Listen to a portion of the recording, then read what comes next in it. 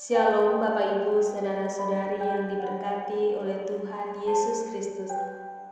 Puji nama Tuhan, pagi hari ini sebelum kita melakukan segala tugas, aktivitas, dan pelayanan kita, saya mengajak kita semua, mari sejenak kita mendengarkan akan kebenaran firman Tuhan. Namun sebelum kita mendengarkannya, marilah kita bersama-sama datang kepada Tuhan di dalam doa. Kita berdoa.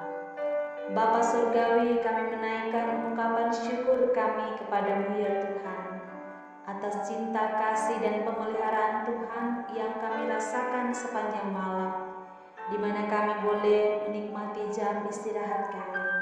Dan pada pagi hari ini Bapa kembali membangunkan kami. Dan sebelum kami melakukan segala tugas, aktivitas, dan pelayanan kami rindu agar kiranya Tuhan mau mengisi hati kami dengan kebenaran firman-Mu, sehingga biarlah firman-Mu ini yang menjadi suluh dan pedoman di dalam kami menjalani hari hidup kami di hari ini. Karena itu Bapa, kami membuka hati dan pikiran kami. Mari Engkau isi selalu dengan firman-Mu. Mari berfirman kepada kami ya Bapa, karena kami sudah siap untuk mendengarkannya. Demi Yesus Kristus firman yang hidup itu, kami berdoa. Amin. Lukas pasal 7 ayat yang ke-38 berkata demikian. Sambil menangis, ia pergi berdiri di belakang Yesus dekat kakinya, lalu membasahi kakinya itu dengan air matanya dan menyekanya dengan rambutnya. Kemudian ia mencium kakinya dan meminyakinya dengan minyak wangi itu. Bapak Ibu, saudara-saudari yang diberkati oleh Tuhan Yesus Kristus. Bapak Pendeta memperhatikan seorang pemuda sedang merapikan perlengkapan gereja seusai kebaktian. Kerja bagus, puji Sang Pendeta. Ini cuma pekerjaan kecil, Pak, jawab pemuda itu malu-malu. Walaupun kecil, apa yang kamu kerjakan dipuji oleh Yesus, kata Pak Pendeta sambil menepuk-nepuk pundaknya. Ketika Yesus diundang makan di rumah orang Farisi, datanglah seorang perempuan kepadanya. Perempuan itu menangis, membasahi kaki Yesus dengan air matanya, menyekanya dengan rambutnya, mencium dan meminyaki kakinya dengan minyak wangi.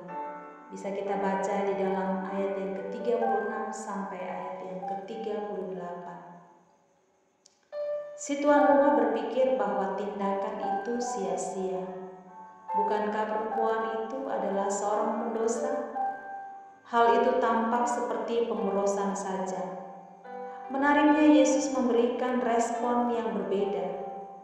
Apabila orang lain menyebut perempuan itu banyak berbuat dosa, Yesus justru menyebutnya banyak berbuat kasih.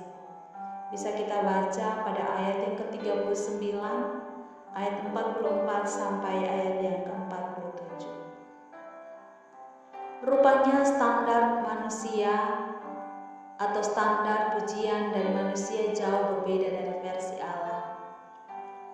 Oleh karena banyaknya kasih yang ditunjukkannya, Yesus pun mencurahkan kasih-Nya dengan mengampuni perempuan itu dari dosa-dosanya.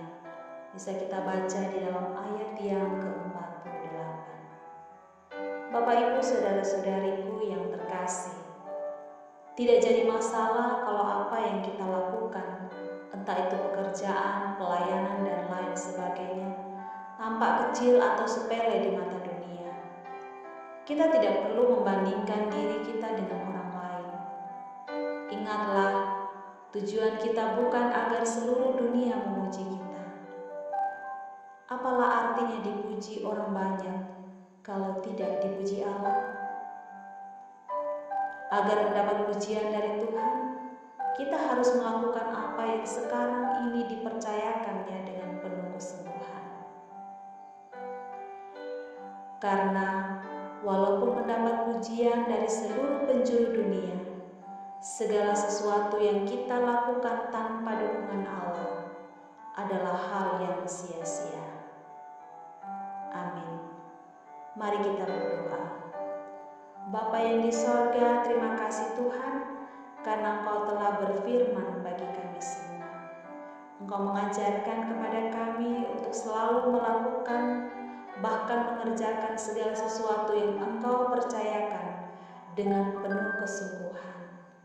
Terima kasih Tuhan, biarlah Engkau meteraikan firman-Mu ini di dalam hati kami, sehingga hari ini kami benar-benar melakukan segala sesuatu yang Tuhan percayakan kepada kami dengan penuh kesungguhan.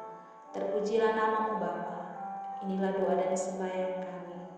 Hanya di dalam nama Anak-Mu Yesus Kristus, Tuhan dan Penolong kami.